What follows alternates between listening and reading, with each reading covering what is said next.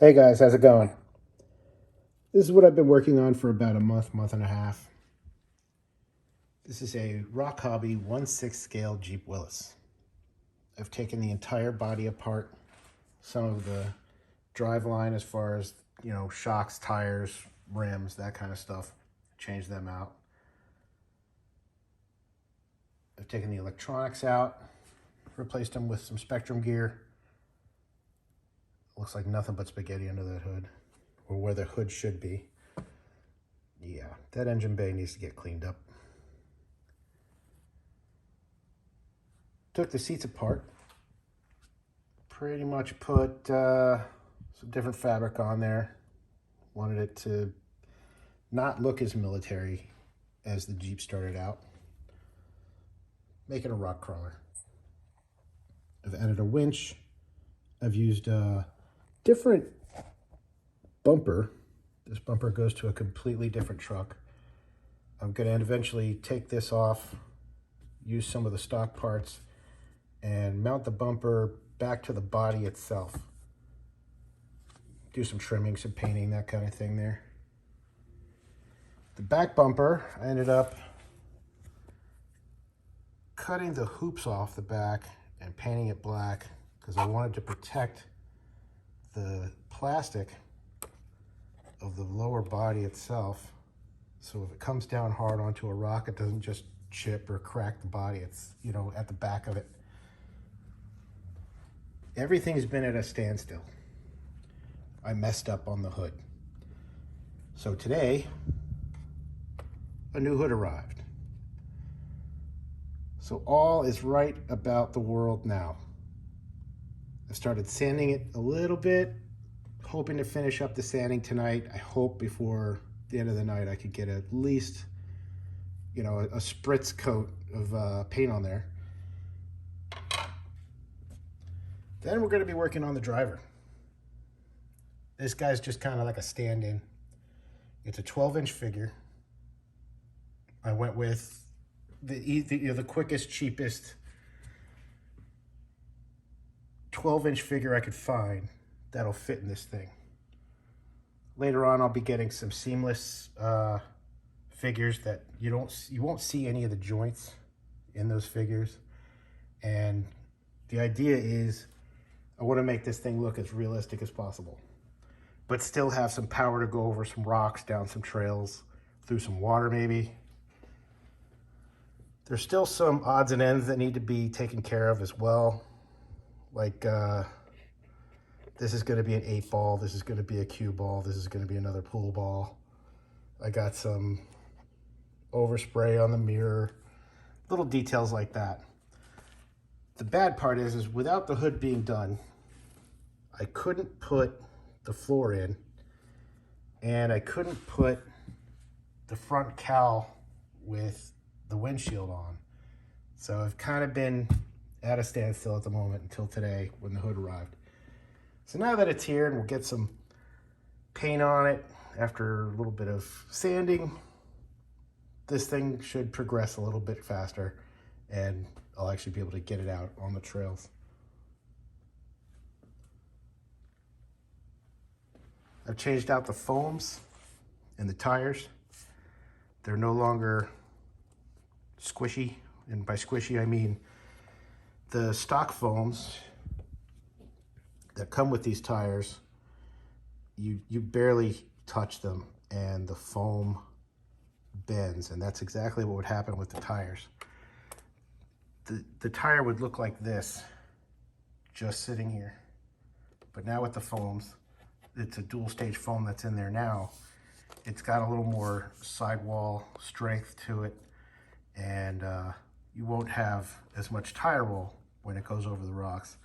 But it still does some squish, which is good, because that'll help grip the rocks a little more too, to get it over any, the obstacles. So also got the lights working. It only came with the 2 headlights. Oops, let me get my fingers out of the way. It only came with the 2 headlights and that third light. I added a couple of amber lights to it. And then some really bright, obnoxious tail lights. Nice and red.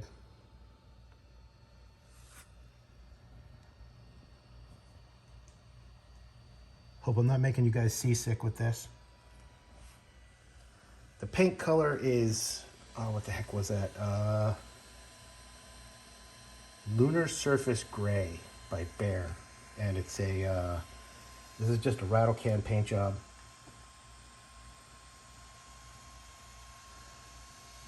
When I cut the engine bay, there used to be a plate under the hood, and there's this radiator here, and it used to have an engine plate that connected to different places inside the engine bay under the hood, so that when you lifted the hood, you saw an engine. What was going on was, when I went to change the ESC, the engine bay was in the way, so it had to go. The bad part is, I had to leave some engine in there, because if not, this piece of the body is so thin that this piece with the radiator still attached, the headlights attached to that, and it adds a little bit of strength and a little more rigidity to the body itself. Because if not, then as the truck moves forward or goes over anything, I didn't want to have the body flexing back and forth, and then eventually I was, you know, a little scared that it would crack right here after going over, you know, a heavy obstacle. So I left some engine bay attached just to kind of fight that, hoping it all, you know, works out. We'll see how it works. We'll see how it goes. The shocks are made by a company called Injora.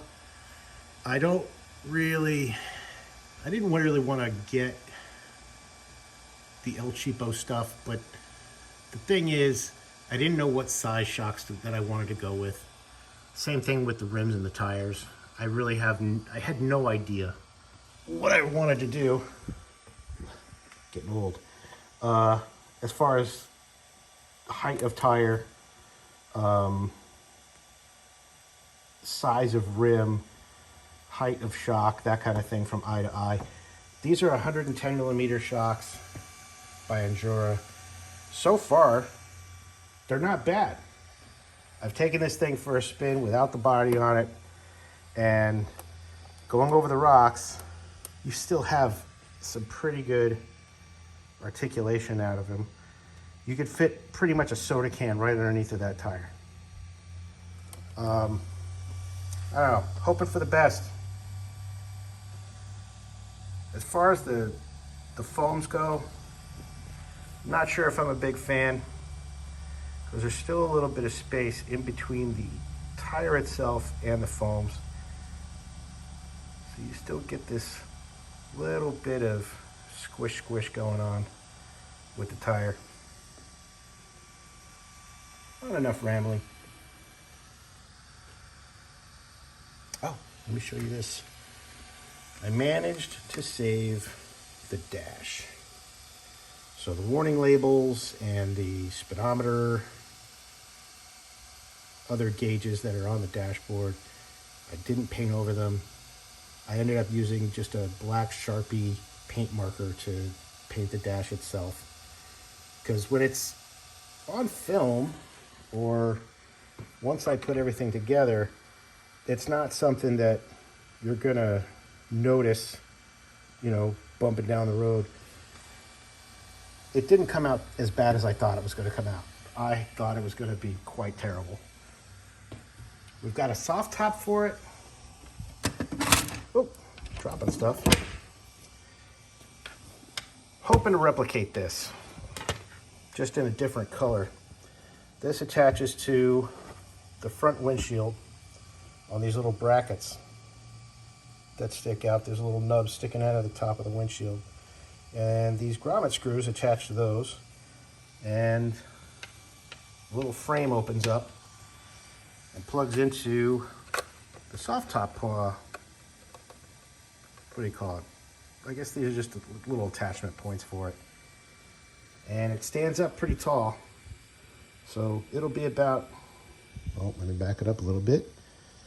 It'll be about up to here. Which brings us back to the driver. He's a little tall. He's a little tall for the job. So we might have to make him shorter. Hopefully not. We'll see how it all goes. And on that note, have a good one.